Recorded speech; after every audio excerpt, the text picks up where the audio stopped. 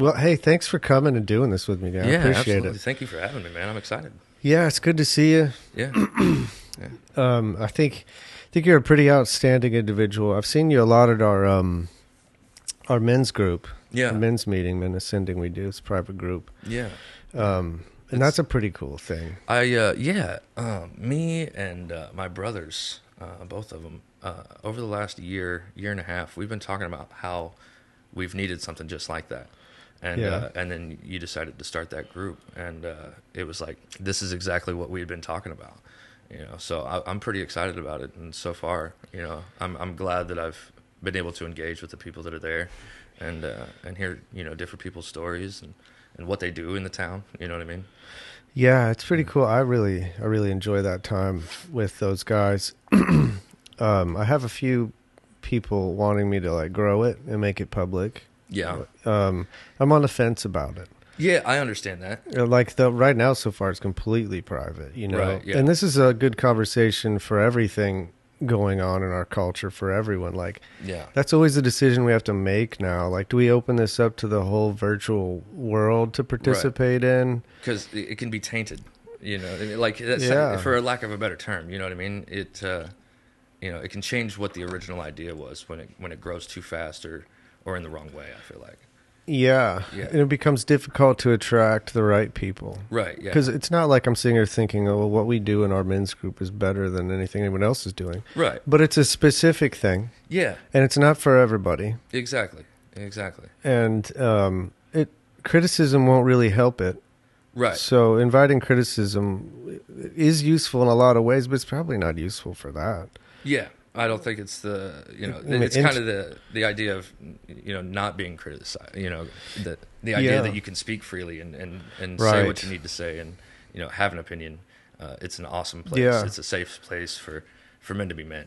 You know what I mean? It is. And to be wrong. It's okay. It's so dumb. Everybody's wrong. But for some reason nowadays, you're not allowed to be wrong. Yeah. I thought I was wrong once, but I was mistaken. Yeah. Yeah. So it's kind of cool. Like you can just bring a bad idea there. Yeah, absolutely. And and somebody that has the knowledge will say, "Hey, I don't think that's the best way to do that." Yes, but it's somebody who's telling you to help you. Yeah, it's not criticism. It's constructive. Yeah, right. It's not like some fucking cancel initiative or make me feel better about myself thing. Like, yeah, absolutely. And that's how it should be everywhere, I think. Yeah, I don't know when the transition happened because, I guess I haven't really ever experienced a time where, men were men. You know what I mean? Like we are in that group there, and in a place where. Really? Yeah. And you're 31? Yeah, so growing up, don't get me wrong, maybe it was because I was young that I wasn't included in certain situations and things like that. Sure. So but, by the time you were like a physiological man, right, it was like 20-ish years ago. Yeah. Yeah, so, I guess... by the time I was 11, 12, 13, that kind of stuff didn't really happen around me. In the church it did. My grandpa was an usher at the church and handled the money on Sunday mornings, and my grandmother did the communion and stuff like that. So there was that group, but that was really the only group. And sadly, most of the people that I interacted with through the church were judgmental because of my parents' actions or my brother's actions or even my actions at times. Moral authorities. Yeah, so like I didn't necessarily feel safe with everybody there either. So it's nice to have a place. That scares the shit out of me that there are people now, like a lot of people, that don't even know what it was like before, like masculinity was demonized. Yeah, yeah. So that makes it real easy probably for some people to believe things that just aren't true. Yeah, absolutely. And it's terrifying how quickly something that is known by everybody can go to something that is known by a very small amount of people. You know what I mean? Like lessons that are you would think were passed down, weren't passed down. That's scary. It's like a precursor to every nation that's ever fallen into tyranny. Yeah. Not that that's completely causal, but that correlation exists. Yeah, absolutely. Yeah, absolutely. And man, that's so weird because I am a little older than you. Yeah. but not too awful much in the big scheme of things. Yeah, but I have a remember, sister that's I think a year older than you, and yeah, a brother that's only 2 right. years So we're younger. not that and, far off. But I remember yeah, a whole time where masculinity was looked on as, admirable, useful, yeah, um, supremely useful in the organization of things and families, and everything has its ups and downs, yeah, and, for and sure. its positives and negatives. But certainly there was a lot of utility there, Yeah, yeah, um, and to see it be demonized and disappear is, I can't even begin to grasp what sort of change that is. yeah. What It's not what a sort good of one. It seems Yeah, not. yeah. It might not be the worst thing, I guess, but I know it's not good. You know what I mean? Yep. Well, I got to remember that I'm biased because I'm a man, Right. Absolutely. but I don't. But I really manage my bias. I don't really think that weighs into how I feel about it. Yeah. I like to, look at the results. Right. Yeah. Is what I like to do. Absolutely. So you're a results-driven guy. Well, when I'm not sure about something, that's really what you need to go off of. Yeah, I see what you mean. Absolutely. What else do you have Right. that's reliable? Yeah. Yeah. Numbers don't lie, and you know, Yeah. people that People lie about numbers. you're right about that. You're right about that. Yeah. But now I do have to give credit where credit's due, I guess. My mother did a good job of being a united front with my dad, whether he was right, wrong, in between, whatever, with what he was doing discipline wise or what have you in the house. She made sure that she didn't correct him in front of us, until it got to a certain point. You know what I mean? But she let him be the man of the house. You know what I mean? So I did have that. Yeah, so you grew up in a more traditionally structured, masculine-driven household. Yeah. And my dad was a military guy. Yeah. You know what I mean? So. Yeah, well, and it's never like it's one side or the other. I mean, I think the answer is you should have both. Yeah, absolutely. Somebody with high feminine attributes and somebody with high masculine attributes. Yeah, it worked for a really long time. Yeah, that it's not. I tell people it's not. A woman needs to know her place kind of thing. That's not what it is. But I think that men have roles that they're supposed to play, and women have roles that they're supposed to play based on strengths, because you're a woman or because you're a man. You know what I mean? Yeah, well, what you're saying is like some crazy new blasphemy. Yeah. But I'm probably going to catch hate. But it is also like extreme common sense and all the evidence to suggest that that's right. Yeah, and I'm not saying that men are better in any way. Women have a connection, in my opinion, to a set of knowledge or understanding that men don't have. You know what I mean? They have strengths that we don't. Right. And I think that it's a damn shame the way things are, because the world seems to be forcing women to not be able to embrace their strengths like that, like they used to be able to. Yeah, I think that'll be the biggest travesty. Is who the people who get hurt the worst in the whole deal is probably going to be women. Yeah, and. But we could go on about this topic forever. Yeah, and all it is good as of a topic as it is. Yeah, I think we have some other ones we could probably get to. Oh, definitely. I want to talk about your story a little bit. Okay, yeah. I like to talk to everybody I talk to is at a different place. They're a different person. They have different thoughts, but they all kind of share something in common in that they have like some sort of ambition or entrepreneurial spirit, or some sort of method they use to control their destiny in the future. You know what I mean? Yeah. Some sort of inspiration. And you're definitely one of those people. And I feel like I was happy to catch you for this convo because I feel like you're on this on-ramp right now. Yeah. And I wanted to ask you about it. Specifically, I'm interested in what you've found out about the way that personal progress and professional progress work together, like hand in hand. Do they go up together, down together? How important are they to each other from your experience? So something that I heard Jim Ron, I think is how you say his last name. He has a quote. I post things from him on Facebook all the time. He said, if you work hard at your job, you'll make a living, but if you work hard on yourself, you'll make a fortune. And I heard that several times, and I started. I went to school a few years back at IU, studied communications, and that kind of enlightened me on a lot of different things. But I would say that my journey towards personal development has really started about 2 years ago. Is when I really started saying, "Hey, do something, man." You know what I mean? It's times. I've had several different things that I wanted to do weighing on my heart, and I'm tired of being broke, trying to raise my daughter and take care of the family. And is that what inspired you? Yeah, you think was your daughter and your responsibility? Absolutely. I didn't. When I was born, we had food stamps, that kind of thing. And as I got older, my mom and my dad made more and more money, right? So like, I started poor and grew up lower middle class by the time. Yeah, me too. We were done. Yeah. But when I had my daughter, I just wanted, like any parent you would think once is, I want better for her than what I had growing up. You know what I mean? Not that it was terrible or horrible or anything like that, sure. but better. You know what I mean? Yeah. So it definitely changed my mindset a lot when she came along. I would say that I became a man when that happened, honestly. I went from boy thinking to man thinking. How old were you? 26 when we had her. Do you think you would have stayed in a lot of your bad ruts? Yeah, and I'm not going to sit here and pretend like, I still don't have some of those ruts. What I mean? Sure. I'm still on a huge journey, I think it's going to be hopefully never-ending journey of, self-improvement. But to the point of the question, I think that the more I'm improving myself in my personal life and in, my own thinking processes and habits and even physical habits, the more I improve those, the more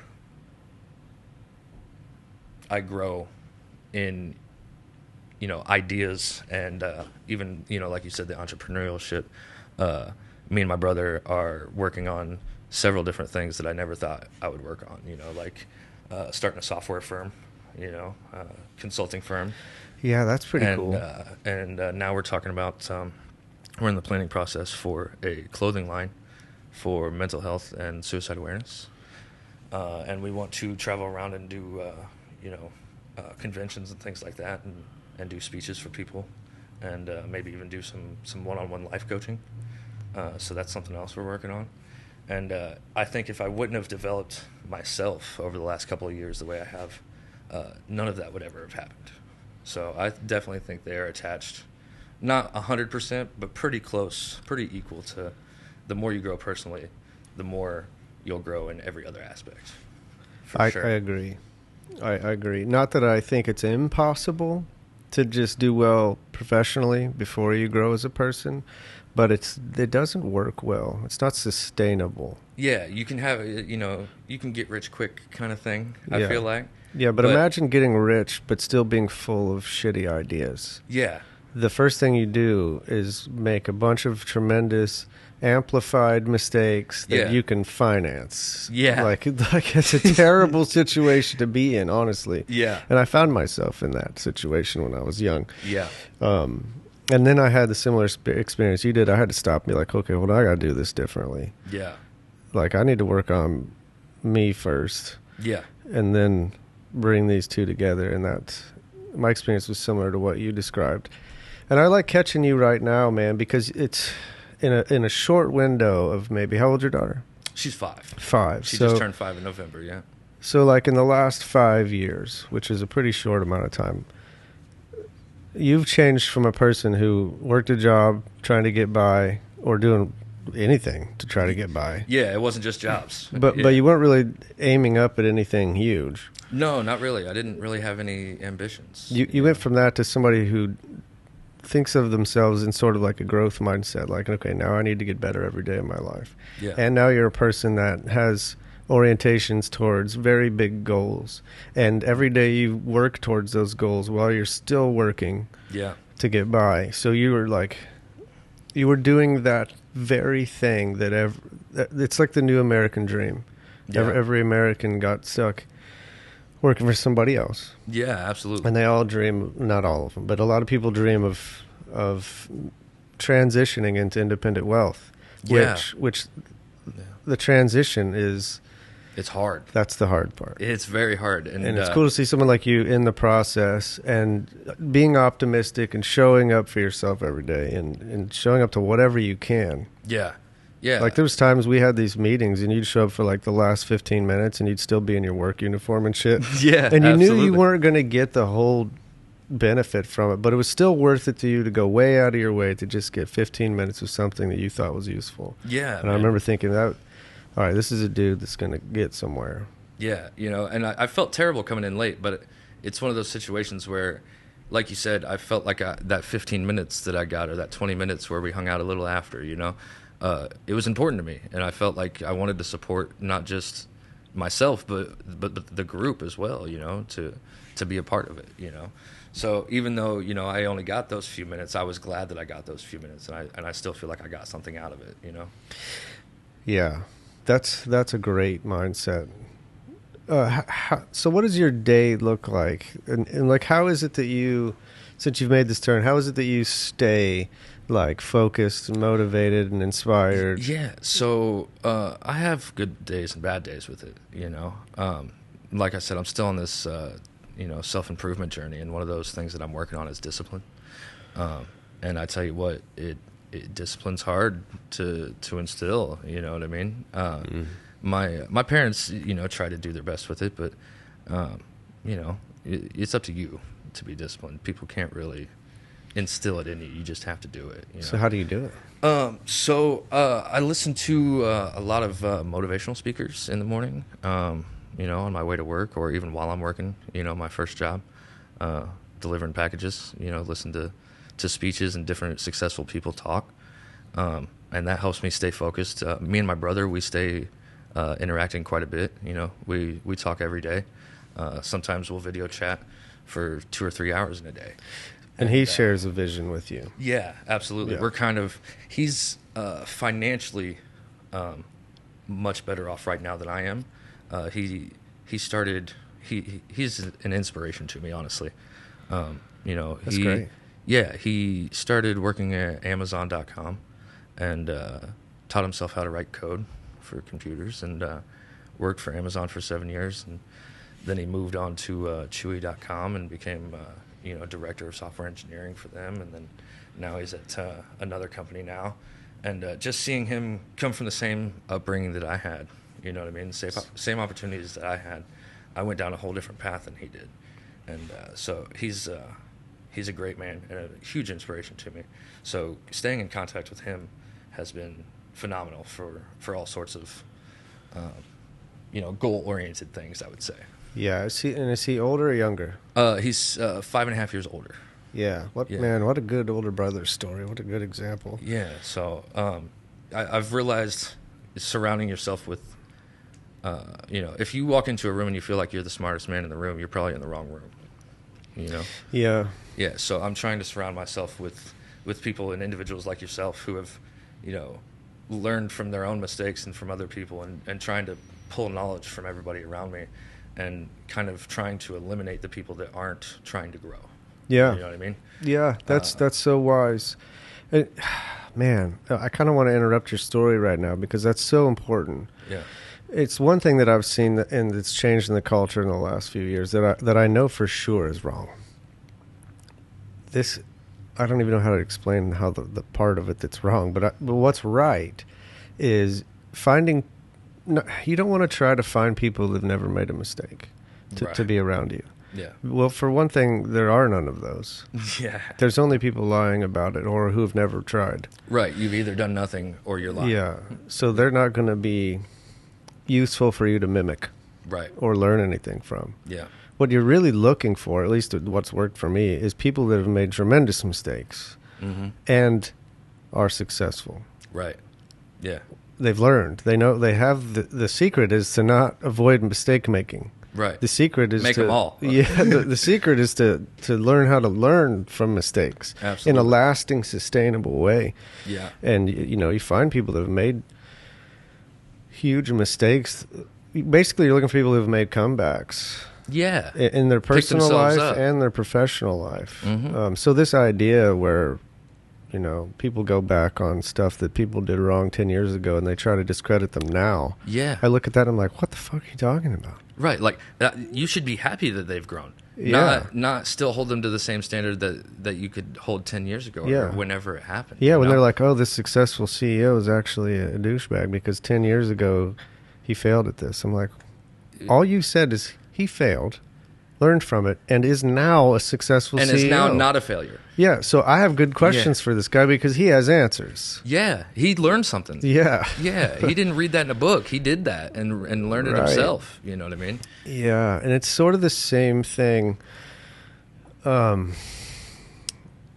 It's you could say the same thing with personal development. Yeah. People have made mistakes as a person, which is all of us, some more than others. Yeah, I've made a ton.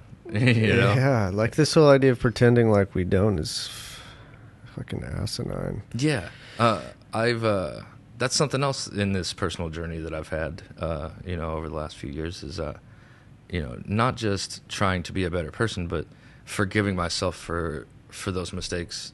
You know, it has been more important to me lately than ever in my life. Yeah. You know what I mean? Letting those things go, those decisions that I made, or, you know, those actions that I made, Yeah. you know, letting things go for myself, you know, and just trying to be better in the future. You know what I mean? Learning from my own mistakes in my personal life, you know, you know, I was, went through a drug addiction phase, went through a drinking phase, went through I'm a cheater phase, went through, you know, all sorts of different phases in my life. And I feel like, you know, some of those, you know, not necessarily regret going through it or doing those things, but, you know, I'm at least going to try to make sure that I learned something from all those phases of life, you know, all Absolutely. those different versions of myself I've become. That's a lot. That's a lot to get over. Yeah. That's a lot to get through. And then to be able to imagine yourself doing amazing things and be working toward that is a huge leap. Yeah. Yeah. Cause how did you do that? How did you? So I had an individual that was part of my life for, you know, the first 16, 17 years of my life. And then kind of disappeared because, you know, I went into my drug dealing and drug using days and things like that. And, you know, they were from the church I grew up in, you know, so we kind of, you know, parted ways. I went down a different path, like I said. And for years I was pretty far gone. And I was getting to the point in my cocaine addiction that if I would have continued for too much longer, I would have died, guaranteed. I was doing hundreds of dollars of cocaine every day. And, you know, that's, Man. I don't know if you've ever done cocaine, but that's a lot of cocaine, you know? Yeah. So, they came to me and, they didn't force anything on me or anything like that, but they said, hey, if you want to get out of that, I will help you get out of it. Who's they? So her name is Jenny. This is a person. Yeah, this is a person. This is not the same person that left your life.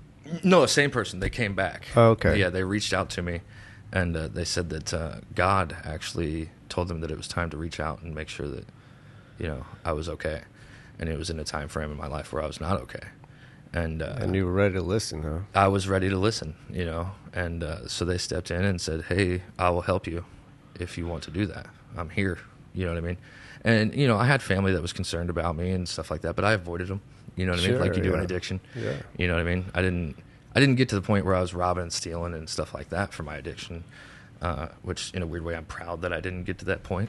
You know what I mean? Sure. In a way, because you know, good people do bad things when they're in that spot. You know, and so I wasn't doing good things to myself, but I wasn't doing bad things to other people necessarily. You know what I mean? Yeah. So You had some sort of line you would draw, even in your weakest, yeah, even most when I was tempted state. yeah, I still had. Thank God I had that still instilled in me. Like, Yeah. Not there's- that if somebody did that, they couldn't come back from that too. It's just Absolutely. just one more damn thing to overcome and to deal with. Yeah, right? I'm glad I didn't have to deal with Yeah. that. You know what I mean? I didn't have to go around and say, "Hey, I'm sorry that I made it where you couldn't pay your bills because I stole from you," or Yeah. you know, things like that. I had to apologize for my own personal actions. Sure. You know, and disappearing from people's lives, and you know, not being reliable, that kind of thing. Yeah. But it wasn't as huge of a leap as a lot of people have to face. You know, So yeah, I stopped doing drugs cold turkey, and you know, it wasn't just cocaine. If I didn't have coke, I'd smoke meth. You know what I mean? Find an Adderall, you know, whatever it was. Common And story. yeah, so I have this unfinished tattoo here. It's a teddy bear fighting off my nightmares, and I had Yes. yeah, That's I had good. night terrors for like 14 years straight, and so I like to stay awake, and I think that's why I went towards uppers in my drug addiction, because you know, when I went to sleep, I was fighting for my life, and so, you know, if I could stay up for days at a time and not have to face that, then awesome. You know what I mean? Yeah. So, and it helped when you're a drug dealer to be awake and available for 24/7. You know what I mean? It doesn't hurt that you're always available to answer the phone. Sure. You know. So. Yeah, that's true in any business. Yeah. Yeah. If you can answer your phone 24 hours a day, 7 days a week, you know, you don't miss out on money. Yeah, well, there's a lot of people in somewhat similar circumstances, and there's a lot of men, young men, in some kind of similar circumstance, whether they're, you know, escaping some difficult thing with video game addiction or porn addiction or drug addiction or whatever. Addiction's addiction. Yeah. You know what I mean? Yeah. I mean, if you go broad enough in the categorization, there are people fighting for their life, and there are people who are fighting to avoid it. Yeah, absolutely. And how would you tell? I mean, you're a great story for anybody to look at right now, like a young person. Yeah. Who's struggling, which is most people struggle in their life. Absolutely. Everybody has to struggle in their life. Yeah. And it's gotten strangely difficult for young men to struggle and get through it. Yeah. So what would you say to them right now? Like, hey, it's worth it to fight your dragons? Yeah, man. Yeah, fight for your life. I would say absolutely. Every day of my life, I feel like is a blessing now. You know what I mean? Now, obviously, I have bad days. I'm in bad mood. I'm not a saint, right? But I have an overall sense of gratefulness, just because I feel like every day is extra now. You know what I mean? I was on a path where my days were limited, whether that be prison or death. You know what I mean? One of them was coming. And the fact that I finally made the decision for myself, you know, it helped that person stepped into my life, but I had to make that decision myself to step out of that life. And, you know, one of the hardest parts of it, believe it or not, the withdrawal was crazy. You know what I mean? Because like I said, I'd do any drug I could get my hands on for years at a time without taking a break from one or the other, you know. So physically it took a toll. I couldn't tie my shoes. Like, I didn't realize that part of drug withdrawal is you lose motor function sometimes. And you know, you don't hear that from people. For how long? So it was to the point I actually started teaching myself how to play guitar to get my fingers to work again, and doing sleight of hand card tricks and things like that to get my fingers to work Rewiring properly. your brain. Yeah, it was crazy. Like I would go to eat cereal or something, and I would be spilling it. You know, just little things like that you don't think it would affect. Quitting cold turkey like that really messed me up. How long ago was this? So this was roughly. I mean, 6.5 years ago, give or take. No shit. Yeah, 6 years ago. How long do you think it took you to recover physically and mentally to be like to be useful? Yeah, to be useful, I would say about 3 months in physically. After I stopped doing all the drugs, I became physically useful. You know, that person that came into my life, Jenny, she helped me, like, oh, hey, you know, my dad needs his bushes trimmed. Come make a little money. You know what I mean? That way I wasn't trying to sell drugs for my money, you know? And so little things like that helped. But I remember the first gig was the bushes that I mentioned, right? And I threw up in their front yard, and then I went it's inside. Not funny, but it's kind of funny. Right, yeah, looking back, it's you know, it's humorous now, you know? But, like, I went out there in the morning. It wasn't hot. It wasn't crazy, you know, but literally just doing, you know, trimming these guys. But and it wasn't even with a manual one. It was, like, with a hedge trimmer. You know, all I had to go, zzz, zzz, that's all I had to do. Yeah. But physically, I couldn't do it, you know. And I threw up in their yard, and I went and took a 4-hour nap on their couch, and then I woke up, and he paid me and let me go home, you know. And that's a good I came story. back another day and finished it up. But you know, people like that is probably what helped me continue on the right path. But like I said, I think the hardest transition was the mental transition and going and working for $8.25 an hour after making drug money. That transition is starting from the bottom. Yeah, well, yeah, because you'd go and make what I made in a week. You'd make in 30 minutes, man.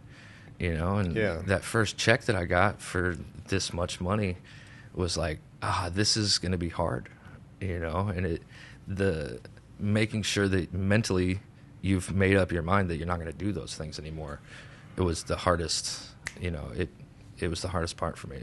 I'll bet. But physically, I'd say 4 months in, 3-4 months in, I was good. And then mentally, about 6 months it took. I talked to a doctor because cocaine makes you euphoric, right? That's one of the effects, right? So because I was on it for so long, just about every day for 3.5 years, my brain couldn't do happy without it. Yeah, and probably stopped making dopamine altogether. Yeah, I think you're right. I don't think there was any kind of, there was no happy going into my brain without it, right? Yeah. So I talked to a doctor because I was in a very dark spot, and I got put on, Prozac, and then I took that for about 3 months, and then I told her, that's not enough. I'm still pretty down. So they upped my dose on that and put me on Wellbutrin to give me. I told her that I didn't want any uppers, right? But I was lacking energy and focus. Right. So I said, can we find something that's not Adderall or not, Ritalin or something like that? Because I'll just get carried away. I know I will. That's what's causing this in the first place. Right. So she put me on Wellbutrin, and she said it's not going to make you jump up out of bed, but it's going to make it to where when you open your eyes, you can say, okay, I can do it, So I started taking that, and during this time frame, I was doing a lot of research on how to rewire my brain and rewire neural pathways and thinking pathways, and so the Wellbutrin, all it did was make me mad. I woke up every day just pissed off, and the only reason I wanted to get out of bed is because I was fucking pissed, man. You know what I mean? That wasn't I can do it. It was like, I guess I'm gonna fucking do this. Is that so terrible? Though? Yeah. I mean, it got you out of bed. It got me out of bed. Yeah, but my significant other at the time did not think it was okay. Oh, I'm sure that makes it hard. Yeah. So I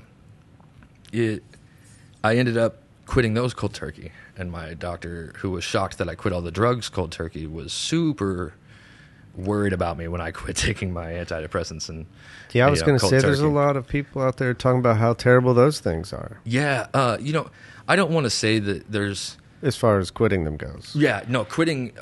Apparently, I didn't do all my research, but apparently, quitting the antidepressants that I was on cold turkey can make you suicidal, can make you homicidal, can make you all sorts of different things. Yeah. And so I didn't talk to my doctor about it for about 3 weeks, and after I quit them. And when I told her, she said, "Are you okay?" And I said, "I'm actually doing really great, doc." And she was just as surprised that I was okay at that point as when I walked in the first time and said, "Hey, I was a drug addict for a decade and quit cold turkey, and now I want to kill myself, but I'm here." Yeah. She was just as shocked at both points. That's good, man. And on one hand, it's like a miracle, but on the other hand, it's not at all a miracle. It's you made up your mind. Yeah. Yeah. And I think that's the message that needs to get through to other people is if you make up your mind. Yeah, I think it's the first thing in life, other than like graduating high school, that I've done that I could say, hey, man, you did that. You know what I mean? You actually did that. Nobody else did that for you. You 100%, that was all you, because it was the first time, like I said, in this discipline journey where I felt like I was winning against myself, that battle against myself. And so that, I think, was probably one of the main, jumping off points for this journey that I'm on now, Yeah, and then it just accelerated with responsibility. You started earning responsibility, and then you started accelerating, and it seems like I always notice this, and it's really noticeable with you as you progress as a person, and as you increased your responsibility, and as you gained small successes. Yeah, You were able, it seems like from what you're saying, you were able to expand your vision of what was possible for you. Yeah, I went from thinking, hey, Because you can't go to somebody who's going through withdrawal and be like, dude, you could own a big company. yeah, They're you going can to be a like, CEO yeah, and like, start a movement. It's just, there's a lot that has to happen in that, but it doesn't have to take forever. We're talking about 5 years or so. Yeah, it wasn't a lifetime of change. Yeah. It was, no, don't get me wrong, it was a lot of hard Seems days. like a lifetime. Yeah, every day was long, but the time frame overall was short. It seemed like days never ended, but weeks went by in the blink of an eye.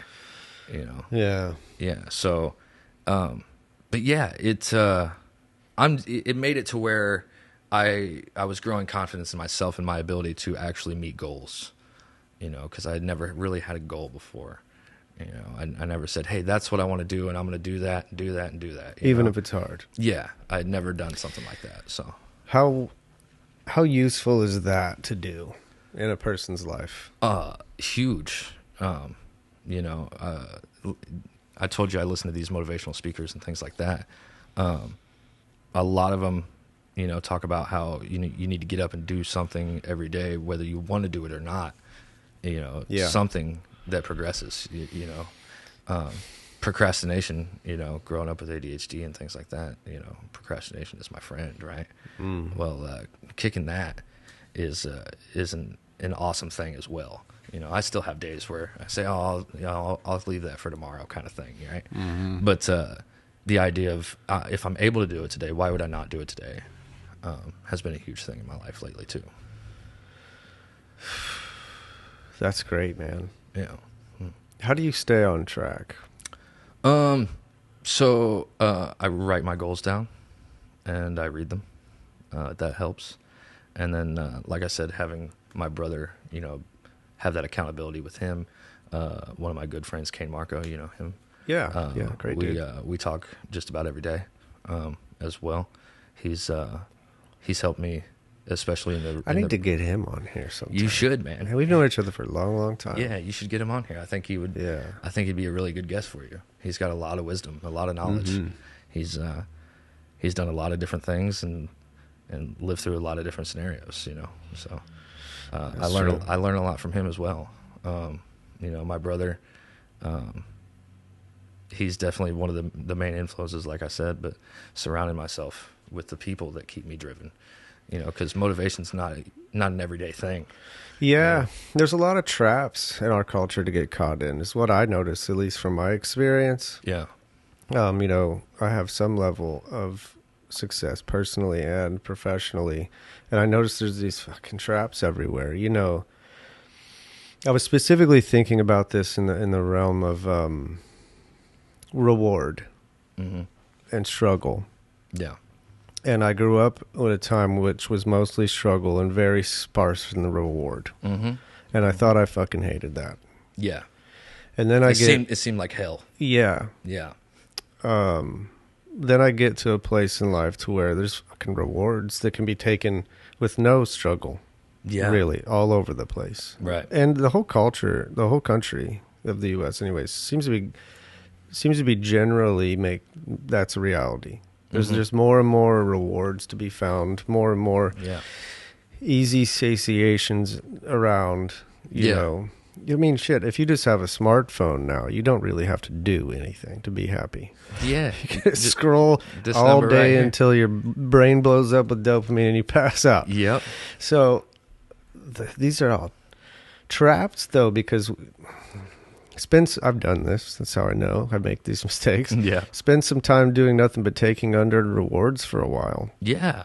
And find out just how not awesome it is. It turns out it's not what you think it is. Yeah, it's fucking terrible. Then you start looking back on the times where you were struggling the hardest and realizing those were the best times ever. Yeah. Yeah, and you really can start to draw this conclusion that, like, well, a reasonable amount of struggle towards something that is meaningful is worth it. That's the thing you're trying to do. Right. Yeah. If you don't have something that you're trying to attain that makes you feel like you're doing something with yourself. Yeah. That I think that's the darkest point in my existence, was when I didn't have anything, that I didn't have a purpose, I felt.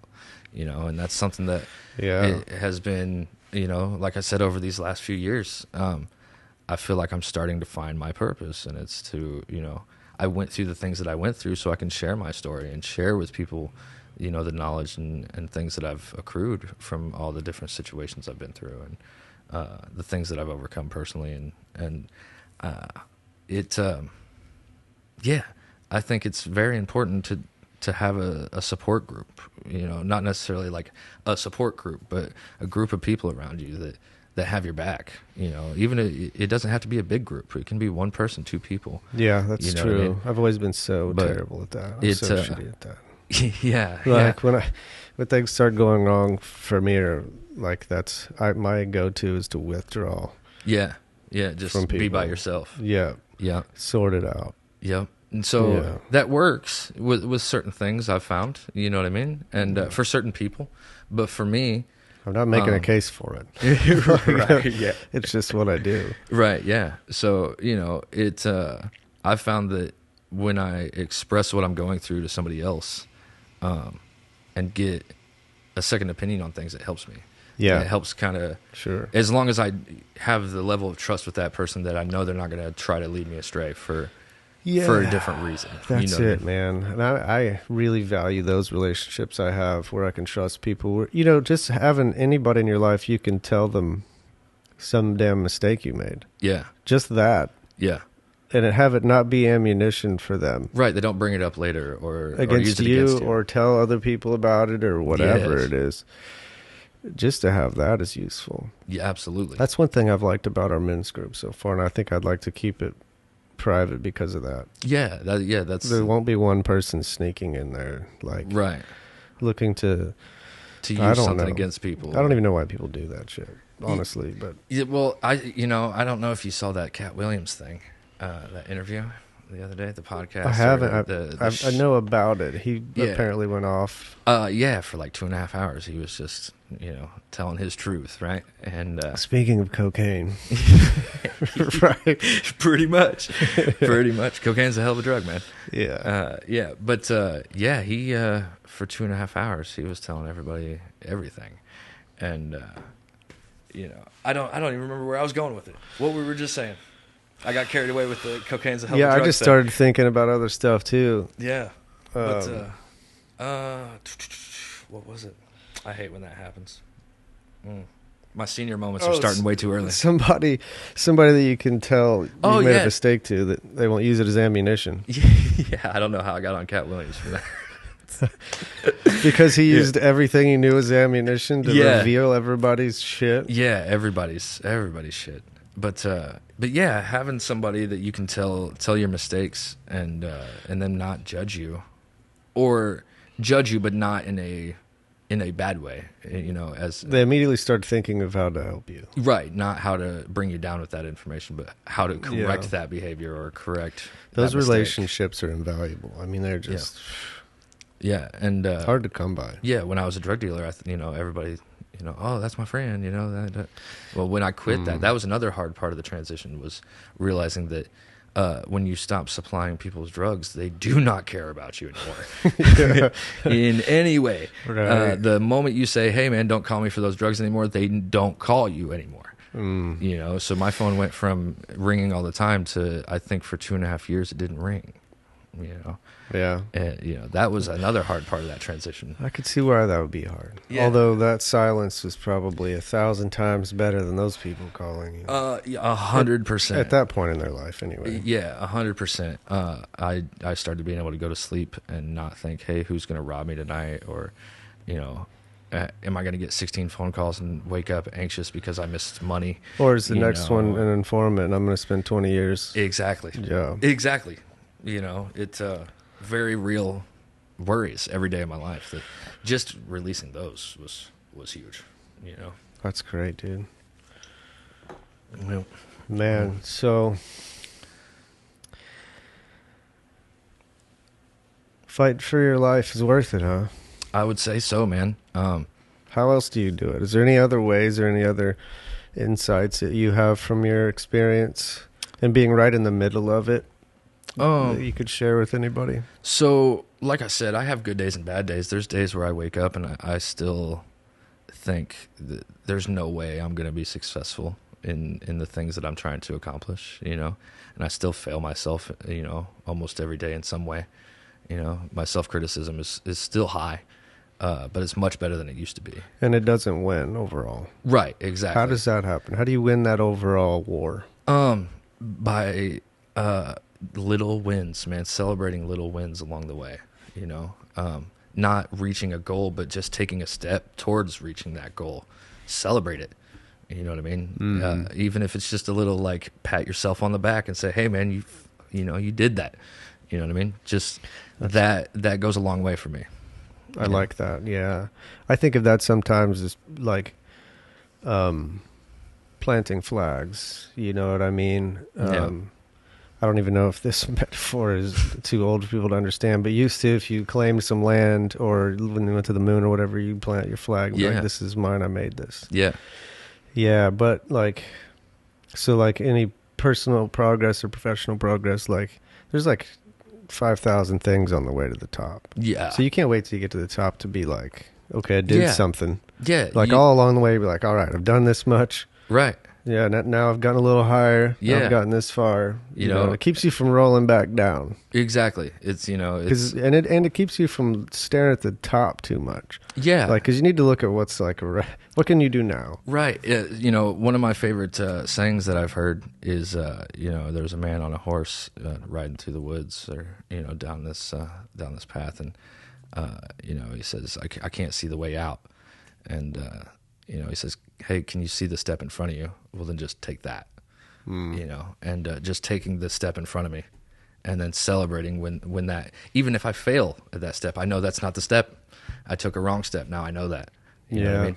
And so trying to take those, that's a hard thing to do too, is to take failure and try to be positive about it. You know, that's hard for a lot of people, and it used to be really hard for me. But the more avenues that I try and that don't work out, if I've given it my all, then I know that that's not the route I'm supposed to be taking. And, you know, I might not know exactly the route I'm supposed to take, but now I know that's not it. Yeah. You know, and so, I understand that. You know, being truthful with myself at night, you know, after my days of what did I do to reach my goal today, you know, and there, like I said, there's days where, hey man, I just survived today. You know, I didn't really do anything, but that... Do you just sit down and think of it, or do you do a journal? So I don't really journal about it. I used to journal, but I don't really journal. I just have kind of a conversation with myself at night. Yeah. I write down my goals and things like that, and but I don't journal. Yeah, that's something that my brother does, and it seems to help him. But it's just a formalized thinking. It's not that different. So I'll actually talk to myself out loud sometimes at night. You know, say, "Hey man, you did good on that," or "Hey man, you were a little lazy today. You know, you should have done more." That truth, man, and maybe this will fit into the conversation. That truth, you know, it's easy to be afraid of it. Yeah, especially when you're fucking up. Yeah, that's when it's real scary. Mm-hmm. But it's so weird because that is a perception that there's just no evidence for. Yeah. The evidence is exactly the opposite. Like, the truth is nothing to be afraid of. The truth is the thing that once you can tell it to yourself and you can listen to it, you're immediately empowered. Yeah. And you immediately feel better. Yeah. The thing about truth is sometimes you don't want to hear it. Most of the time, you know, people in general don't like to hear the truth about themselves, you know. But it's something that I think is invaluable in personal growth, to be able to be honest with yourself and to have people around you that when they're honest about your downfalls, you know, they're not scared to tell you, hey, you know, you're fucking up over here, buddy.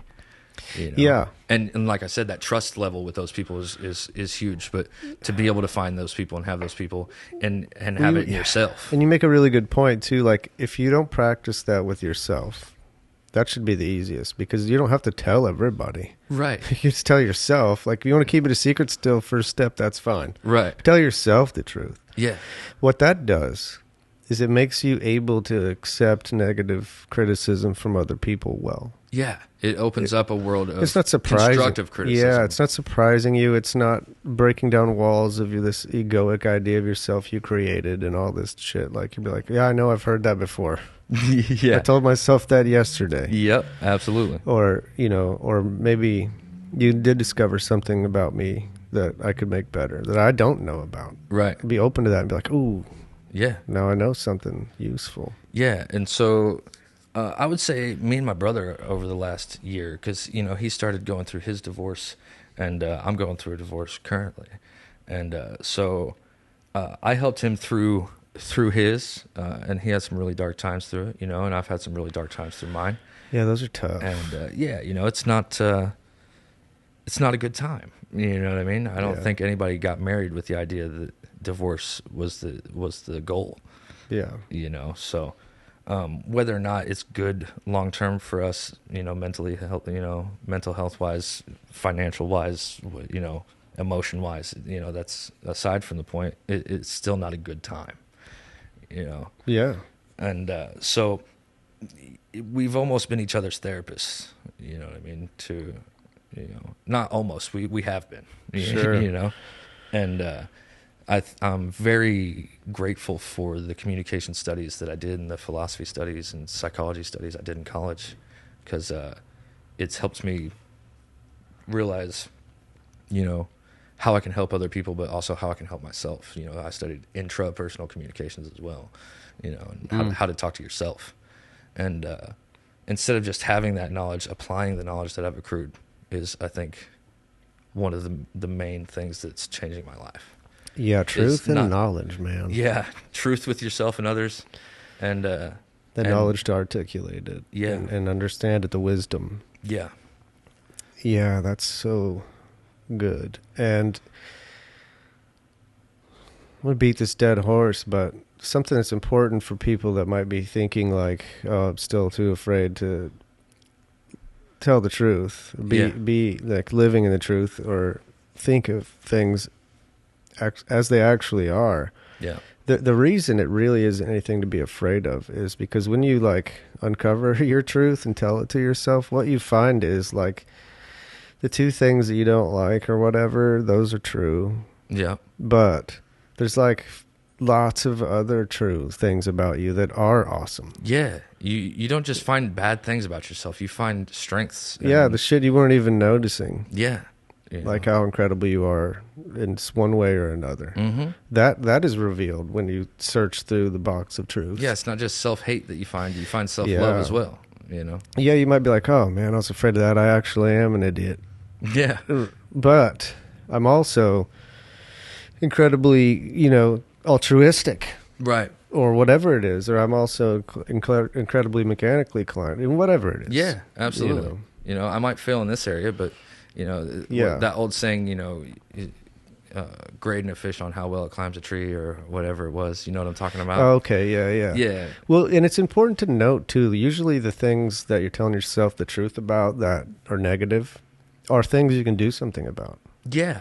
If you really pay attention to what's true about most people that can't be changed very well, they're all positive. Yeah. Like when you dig deep down into people, unless they're like a psychopath, which is a very small amount of people. Yeah. I mean, it's a tiny amount of people. Yeah. Then it's all good under there.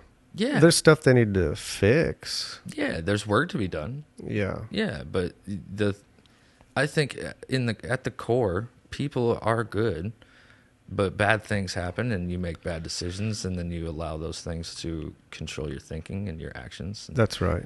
I think that's 100% right. And I'm not even one of those people that are like, oh, people are all great. But it turns out they actually are. They are. Like, they are. If you cut them down, people are good. A lot of good people have bad ideas. Yeah. And you can really tell the result of this. The way that you can reverse engineer or check your work and go backwards on this as look at the most evil people ever. Yeah. The most evil things that have happened ever among human beings were all well-intentioned. Yeah. Like, from their point of view, yes. They thought they were doing what was best. Right. Whether or not it was crazy or wrong. Right. Or that would really suggest that we aren't bad. We just have bad ideas. Right. We just make decisions based on false pretenses and false beliefs. Yes, false is right. Yeah. Things that are not true. That's a great reason to tell yourself the truth. Yeah. Especially if you start making decisions in your life based on lies that you've told yourself. Yeah, or other people have made or up. other people. Yeah, exactly. You know, if you base what you're doing in your life on that, that's a very fragile, foundation. Yeah, and I've done that to some degree in You different parts of my life. I'm like, wait, hold on. Why do I think all this shit? Yeah. Hold on. Where did all this come from? Where am I hearing this? And I'm like, hold on. Let's break this all down. Why do I keep having that thought? Who gave me that thought? You have to be careful because a good string of ideas and a solid persuasive argument can possess you. Very quickly. And pretty soon you're killing people for some ethnic reason. Yeah. Like it does escalate that way. It really That's does. how it happens. It really does. A man can say something that you're like, yeah, man, that resonates, right? Yeah. And then, all of a sudden, like you said, you're doing terrible things in the act of something that you mean well with. Yeah. Or at the very least, you'll be doing terrible things for yourself. Right. Yeah. Or For some family. kind of gain or something. Yeah. Yeah. Truth and knowledge. Yeah. And applying the knowledge, not just having it. How big of a impact do you think that those things played in your path? Out of very negative circumstance to an extremely positive one. You mean with truth and knowledge? Yeah. I think that. I mean, were you sitting around hyping yourself up with fake ideas all day long? Convincing myself that like what I was doing, when I was doing drugs and selling drugs and things like that, convincing myself that, oh man, you're making money, you're successful in what you're doing. Yeah. You were a successful entrepreneur, technically. Right, yeah. I was running my own business, right? Yeah. Yeah, but it was in a way that was short-sighted, and I had to be honest with myself. Fast money comes and goes just as quick, I made a lot of money, but I spent a lot of money. Right. I'd blow it on things, and I didn't do, don't get me wrong, there's guys out there that made a ton of money in the drug game and made something of themselves out of their drug money, right? Well, the worst part was it gave you free access to expensive drugs. Yeah, and that's why I did it, honestly, was because I broke that first rule, don't get high on your own supply, right? Try that. Yeah. Like, I mean, I'm sure there are dealers that manage that for a long time, but yeah, what percent? Exactly. Exactly. And I always said cocaine's a rich man's drug. You either got to sell it or be rich to do it. You know what I mean? It at least at the level I was doing it. It was, like I said, hundreds of dollars a day worth of cocaine I was doing. So it wasn't a small amount. Yeah. Well, I'm glad you're still here today and doing well. Yeah. I'm very grateful. I'm very grateful in several different ways. And it's one of the reasons that I'm starting the clothing line with my brother. And I actually went to school for communications because I wanted to be able to go around and tell my story in a way that people could understand and and connect with. So I'm grateful for having those experiences, even though all of them weren't great. Yeah. Yeah. I think being okay with your past and being okay with my past and my mistakes and my choices have also played a huge deal in that truth and knowledge thing. I learned a lot of things from those situations, and I was honest with myself about why I made those decisions and why I was doing the things that I was doing. I wasn't just blaming my surroundings or my upbringing or things like that. I think that truth and knowledge is where it's at. You got to have those things. And what I'm hearing from you is taking responsibility. Yeah. It's very thing. Yeah, and it's a very hard thing to do when you're used to just not taking responsibility. Yeah. And I still face things in my life where I lie to myself, and then when I catch myself doing it, later on when my eyes are opened, I'll give myself a swift kick in the ass and say, "Stop doing that, man." Yeah, stop letting that happen. You know what I mean? For sure. Yeah. That's great, dude. I'm so glad you came on here and shared that story. I think there's so many people, especially in our culture right now, that are in a very similar situation to where you have been somewhere in the last 5 years, whether they're all the way at your when you were at your worst, or if they're just like somewhere in the middle or whatever. So Yeah. it's really important for people to hear from people like you. Yeah. And I look forward to hearing from you again in the future as you continue on your path of success. But is there anything that, let's say, for some reason this gets published and went viral and just so happened to reach like a lot of people? Yeah. What, is there anything that you would say that we haven't covered to those people that you think would be really useful for people to hear? Communicate your wants and your needs in all aspects of life. Do not go not saying what you need to say, whether that be, what you need out of a relationship with somebody straight off the bat, whether that be business or personal. I think that is setting boundaries and communicating those boundaries in a way that makes sense, and agreeing upon, boundaries in relationships, same thing, business or personal. I think that is a huge thing. And communication doesn't just mean talking either. It means actively listening. I failed at that in a lot of aspects in my life over the years.